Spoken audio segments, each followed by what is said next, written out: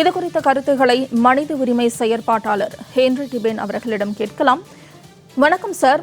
சிவகங்கை மாவட்டம் திருபுவனத்தை சேர்ந்த 28 வயதான இளைஞர் அஜித்குமார் சந்தேகத்தின் பெயரில் விசாரணைக்காக அழைத்து செல்லப்பட்டு காவல்துறையினர் கடுமையாக தாக்கியதில் லாக்அப் மரணமடைந்துள்ளார். இது குறித்து உங்க கருத்து சார்? இது திமுக அரசின் 24வது கஸ்டோடியல் கொலை. 24வது. 2வது அஜித்குமார் மட்டும் சித்திரவதை செய்யப்படவில்லை. அவருடன் கொண்டு செல்லப்பட்ட அவருடைய சொந்த தம்பி நவீனும் சித்திரவதை செய்யப்பட்டார் என்பது உண்மை.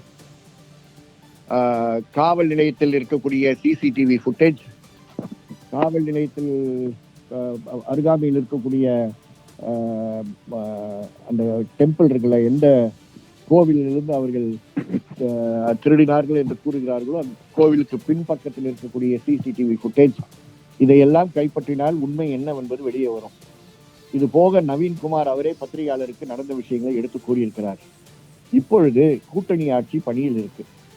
ஆகவே கூட்டணி ஆட்சியினுடைய முக்கியமான பார்ட்னராக இருக்கக்கூடிய அந்த பகுதியை சார்ந்த டிஎம்கே தலைவர் ஒருவரும், அந்த பகுதியில் இருக்கக்கூடிய காங்கிரஸ் கட்சியை சார்ந்த கவுன்சிலர், யூனியன் கவுன்சிலர் ஒருவரும் இவர்களிடம் பேசி பெரிய ரொக்க தொகை அவர்களுக்கு நஷ்டஈடாக நாங்கள் வாங்கி தருகிறோம் என்பதை உறுதி அளித்திருக்கிறார்கள். இது போக எஸ்பிஏ அவர்களுடைய வீட்டிற்கு சென்று தனியே உரையாடி இருக்கிறார் என்றெல்லாம் தெரிகிறது. ஆம், 6 நபர்களை அவர்கள் விடுதலை சஸ்பெண்ட் செய்திருக்கிறார்கள். 6 கான்ஸ்டபிளை சஸ்பெண்ட் செய்திருக்கிறார்கள். அதில் எந்த மாற்று கருத்தும் கிடையாது. ஆனால் இதை மறைப்பதற்கு அனைத்து விதங்களிலும் செயல்பட்டிருக்கிறார்கள். காவல் நிலையத்தின் கட்டுப்பாட்டில் நீதித்துறை இருக்கா என்ற கேள்வியை எழுப்பக்கூடிய அளவிற்கு வந்திருக்கிறது. நேற்று திருப்புவனம் ஜுடிஷியல் மேஜிஸ்ட்ரேட் நீதிமன்றத்தில் இருக்கக்கூடிய யாவரும் ஜுடிஷியல் மேஜிஸ்ட்ரேட் விசாரணை செல்லும் பொழுது அந்த ஜுடிஷியல் மேஜிஸ்ட்ரேட்டுக்கு உதவுவதற்கு யாருமே வரவில்லை என்பதற்கு மர்மம் என்ன? காவல்துறை கட்டுப்பாட்டில் நீதித்துறையா அல்லது நீதித்துறை காவல்துறையை கண்காணிக்கக்கூடிய ஒரு அமைப்பா? அந்த மேஜிஸ்ட்ரேட் தன்னந்தனியாக மாலை 10:30 மணி வரை ராஜாஜி மருத்துவமனையில் தனியாக அமர்ந்து கையால அனைத்து வாக்குமூலங்களும் எழுத வேண்டிய ஒரு நிர்பந்தத்திற்கு தள்ளப்பட்டிருக்கிறார். மாவட்ட நீதிபதி உடனடியாக அந்த 5 ஸ்டாஃப் மெம்பர்ஸ், திருப்புவனம் ஸ்டாஃப் மெம்பர்ஸை அவர் சஸ்பெண்ட் செய்ய வேண்டும் என்பதை இந்த நேரத்தில் கேட்டுக்கொள்கிறோம். மருத்துவர்கள் முறையாக அவர்கள் பணியை செய்திருக்கிறார்கள் என்று நாங்கள் கருதுகிறோம். உள்காயங்கள் 40க்கு மேற்பட்ட உள்காயங்கள் இருப்பதாக தகவல்கள் வருகின்றன.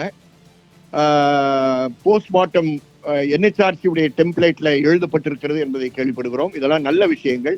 ஆனால் நான் கேட்டுக்கொள்வது, இது போன்ற தலையீடுகள், அரசியல் ரீதியான தலையீடுகளை தடுப்பதும் உயர் காவல்துறை அதிகாரிகளுடைய பொறுப்பு, எஸ்பியுடைய பொறுப்பு, டிஐஜியுடைய பொறுப்பு, ஐஜியுடைய பொறுப்பு என்பதை மிக பொறுப்புடன் பணிவுடன் நான் வலியுறுத்த கடமைப்பட்டிருக்கிறேன்.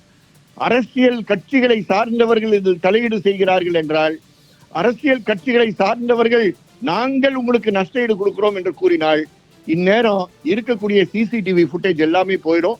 ஜுடிஷியல் மேஜிஸ்ட்ரேட் என்கொயரி கஸ்டோடியல் டெத்ல BNSS செய்யக்கூடிய அந்த மேஜிஸ்ட்ரேட் அவர்கள், திருப்புவனம் மேஜிஸ்ட்ரேட், பாதிக்கப்பட்டவர்கள் சித்திரவதை செய்யப்பட்டதாக கூறுகின்ற இடத்திற்கு செல்ல வேண்டும். நேரடியாக சென்று அங்கு இருக்கக்கூடிய சிசிடிவி ஃபுட்டேஜை அவர்கள் கைப்பற்ற வேண்டும்.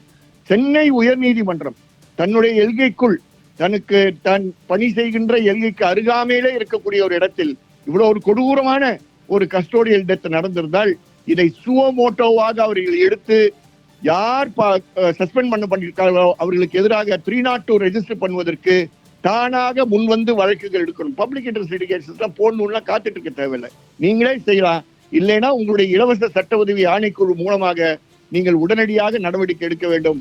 அப்பொழுதுதான் மக்களுக்கு நீதிமன்றங்களில் மேலும் நீதிபதிகள் மேலும் மரியாதை வளரும், நீதித்துறை நீதி வழங்கும் என்ற நம்பிக்கை வளரும் என்பதை இந்த நேரத்தில் தாழ்மையோடு கேட்டுக்கொள்கிறேன். தமிழக அரசு உடனடியாக 5 லட்சம் ரூபாய் கொடுக்க போகிறோம், அவர்களுக்கு ஒரு வேலை கொடுக்க போகிறோம் என்றெல்லாம் வதந்திகள் வெளியே வருகின்றன.